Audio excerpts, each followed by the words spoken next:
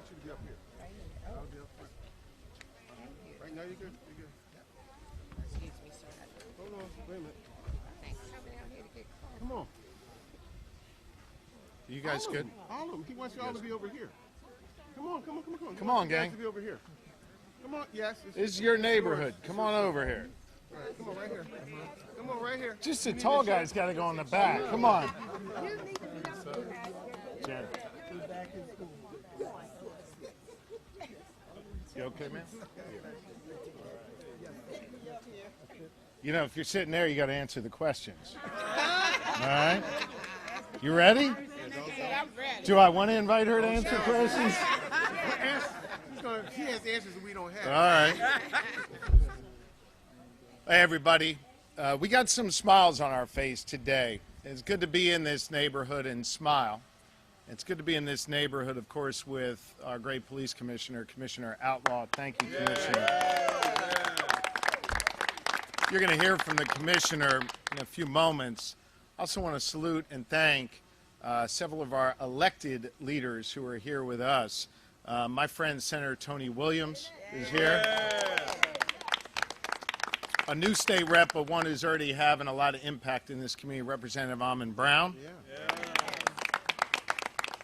And let me also give special mention to the leader of the House who couldn't be with us today but sends her regards, Representative Joanna McClinton, who is a great partner and friend, and Senator Vince Hughes as well, who couldn't be with us. I have several members of my team that I just want to acknowledge. These are people who work hard every day in communities across Pennsylvania. My Executive Deputy Attorney General, Jennifer Selber, is with us. Thank you, Jen. Our chief, who I'm going to talk about here today, Chief John Kitzinger, is with us, along with several members of our leadership team, Chief Deputy Attorney General Brendan O'Malley, Section Director Pat Mangold, BNI Director Nehemiah Hagler. Make sure you hug Nehemiah on the way out. This man's doing great work. Nehemiah, raise your hand. Where's Nehemiah? He always hides over there. Thank you, Nehemiah. Supervisory Narcotics Agent David Carolina. Supervisory Narcotics Agent Bill Rouston. And I want to thank all of the community leaders who are here with us today. You are taking back your block, and we're proud to be here to help you. Thank you all very, very much. Thank you. I came back to this community today to talk about the progress that we are making in our shared effort to address violence here in the city of Philadelphia. We cannot and will not accept the level of violence that we have seen. We will not accept the gun trafficking that too many of our neighborhoods endure day in and day out. Across law enforcement, the Commissioner and I understand this, that the best way to shut down the drug and gun trafficking organizations and operators, well, it's to coordinate, it's to share information, and it is to work together. That is why 6 months ago, I deployed the Office of Attorney General's Strategic Response Team right here in Philadelphia, in the 18th and 19th District, to work with their narcotics enforcement team, and with the Philadelphia Police Department's Intelligence Bureau to find new ways to deal with the violence that we were seeing. We have been in these communities working together to protect people, to stop the violence, to get guns. By the way, too often times those guns are in the hands of criminals and those who are not legally permitted to possess them. To get the guns off the streets and give these neighborhoods back to these good people that you see standing with me here today. I'm here today to announce the results of our work over those last 6 months, and we are getting results. Since the start of this operational partnership 6 months ago, we have arrested 65 individuals for gun and drug trafficking charges in the 18th and 19th districts alone.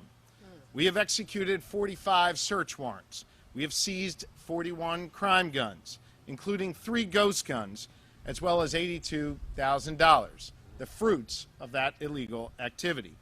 Additionally, we have seized a significant number of drugs, including more than 200 lethal doses of heroin.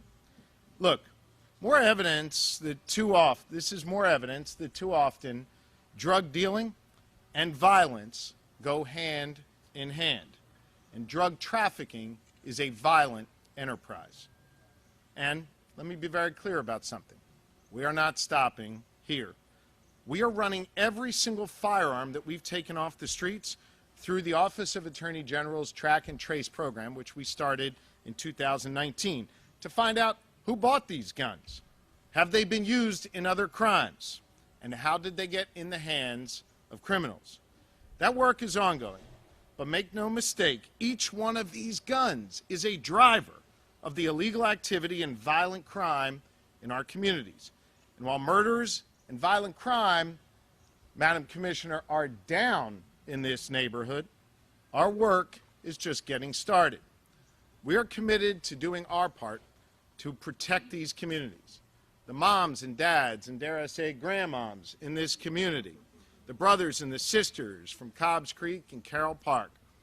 This collaborative work with the Philadelphia Police Department, which started back in April, well, we've had additional agents on the ground, some of whom you've seen, some of whom you've not seen, centered right here in the 18th and 19th, where we had a particularly high number of shootings. Thanks to the investment by Senator Williams, Representative Brown, and the others, we were able to have the necessary woman and manpower to deploy our strategic response team right here in Philadelphia. We did this because we have found time and time again that the best way to take down gun and drug trafficking organizations and stop the flow of guns into our communities is to work together, the community and law enforcement together. Look, it's also why we've taken an aggressive role in expanding our partnership with local law enforcement, both here in Philadelphia and across the river in New Jersey, where just 2 weeks ago we announced an operation that took nearly 24 ghost guns off the streets of Camden and Philadelphia. Across the board, we have found that enforcement from every jurisdiction and community group must continue, and we must continue to band together to take on this public health crisis, as well as protecting public safety. We're grateful to the response that we have seen in these neighborhoods. We know that these operations and our joint efforts, well, we know that they have the support of the good women and men who live in these communities. Following 2 of our operations, I want to tell you that residents came out of their homes to thank the officers of the Philadelphia Police Department, to thank the agents of the Office of Attorney General. They thanked them for helping reclaim their blocks. We've been working with residents in the 18th and 19th, and I want you to know, notwithstanding some of the reporting out there, these individuals are a valuable source of information to all of us in law enforcement to help reclaim their communities.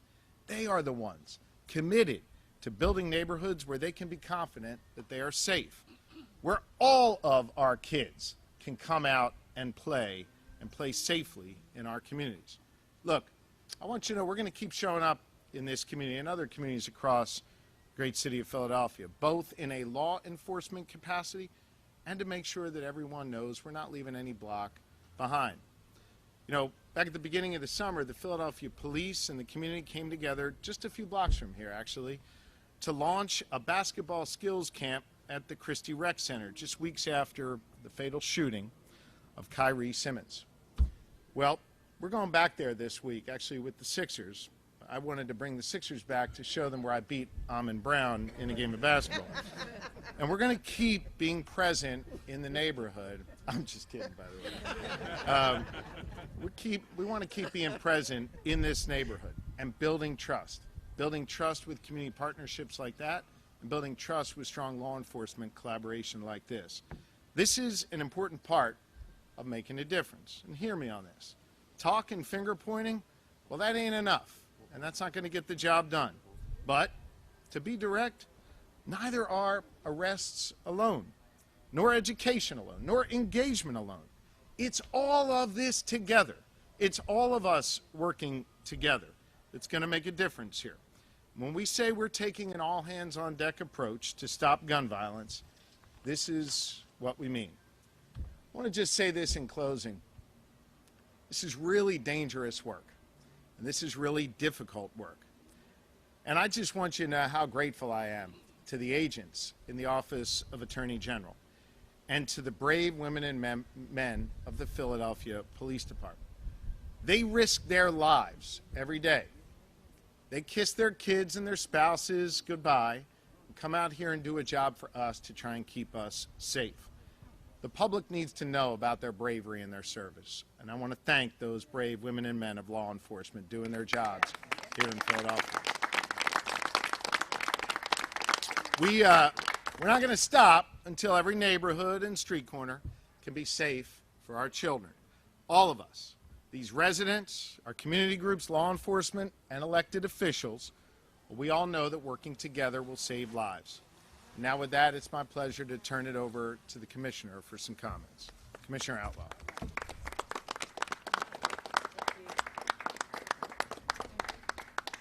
Mr. Attorney General, thank you. I just want to take a second to publicly thank you for the public thank you, if that makes sense. Yeah, I got you. If it makes sense.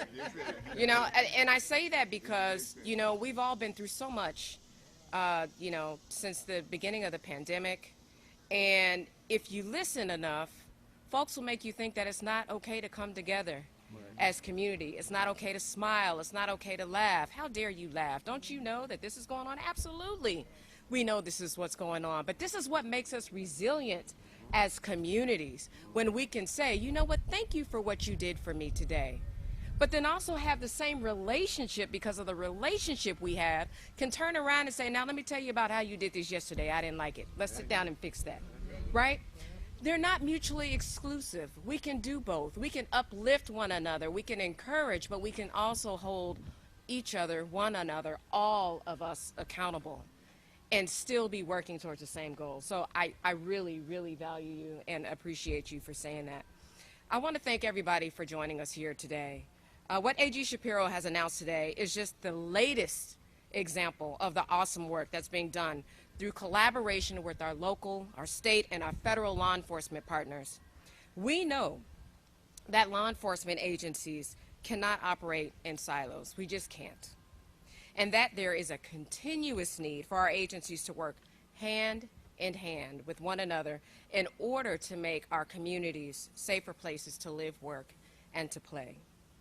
The AG's office, along with many of our other law enforcement agency partners, are committed to working with the PPD to fight this scourge of violence and drug trafficking that has plagued our communities for far too long.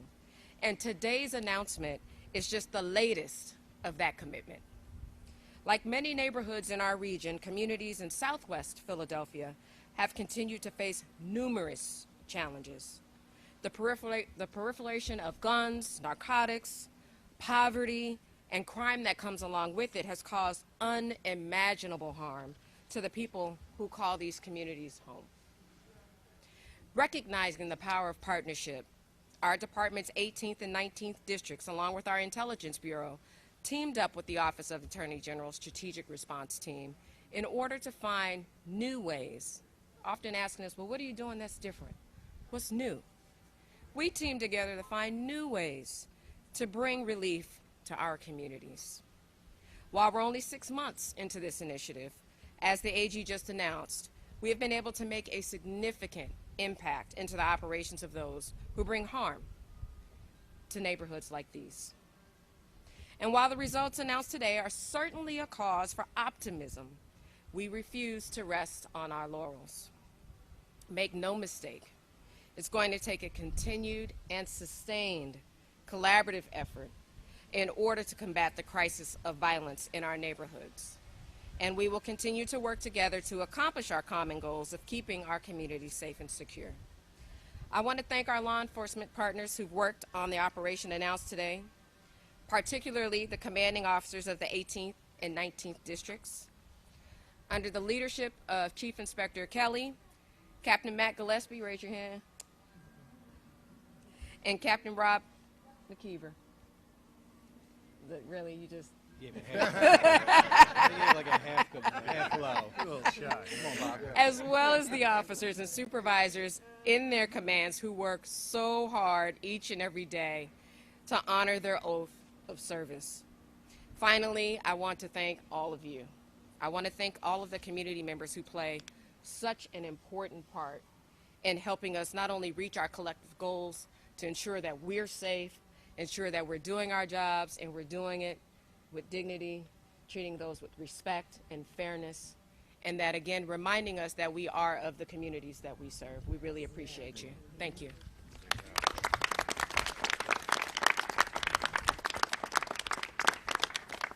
You ready to answer some questions?